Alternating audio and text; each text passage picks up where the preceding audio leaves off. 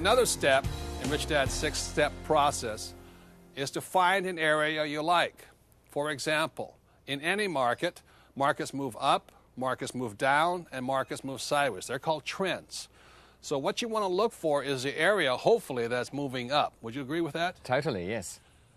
You know, like we always talked about, there's some cities where people are moving out of. They're in decline. Right, and people are moving into. Right. And generally, where would you rather invest? Well, obviously where people are moving into. But the interesting thing is, unlike the stock market, where it's very difficult to know which markets are going to go up and which areas of that market are going to go down, with real estate, you can follow the trends because they're so slow to evolve. A city that's had high growth in one year is likely to have had high growth the year before and will have high growth the following year, and similarly those with slow growth.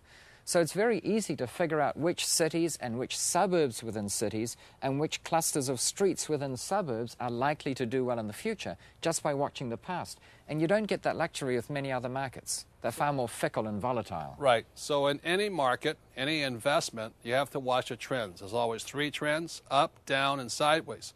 Another way people become very successful in choosing the area first is sometimes you look for an area that's been down for years, and suddenly it comes back to life again. Those are really good, aren't they? They're great, and the trick is finding when it's in the bottom, because then it's about to take off. And the prices are really low. Prices are low. Most people make the mistake of buying when it's at the top. They think, wow, this is going really well, and they buy at that peak, and then the only way to go along is sideways or down again. Right. And if you're just starting out, let me give you one more tip that I learned the hard way. My first investment property I bought on another island, in the island from Hawaii. So I had a problem in this piece of property. It meant I had to catch a plane, fly there, rent a car, and go check my property. And so this problem persisted for a while, and so for 2 days a week, I was getting on a plane, flying to another island, renting a car, look at this property. So that added to the next thing. If you're going to find an area, make sure it's close to your house.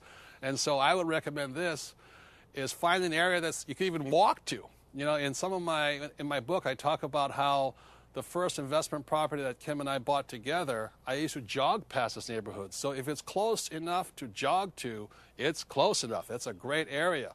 Or find an area that you can drive when you're, going back and forth to work. The reason is when you're first starting out, you're bound to make a few mistakes. So make sure the area is close by. It's another good choice. Right, so that you don't spend 2 days a week just getting there to fix one minor problem.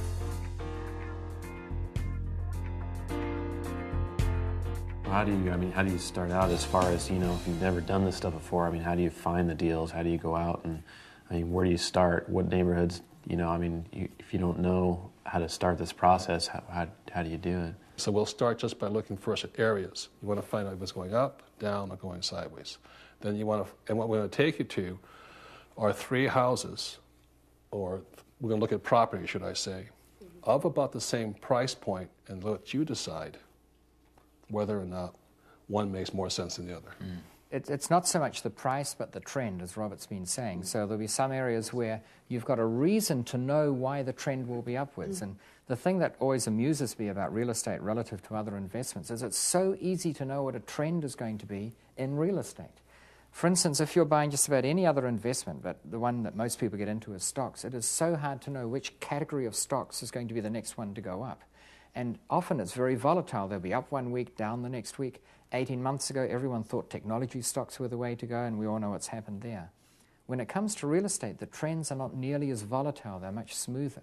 It's very easy to get the statistics on which cities have been doing better than average in this country and which cities have been doing worse than average. Even within cities, there are suburbs that do better than average and others that do worse than average.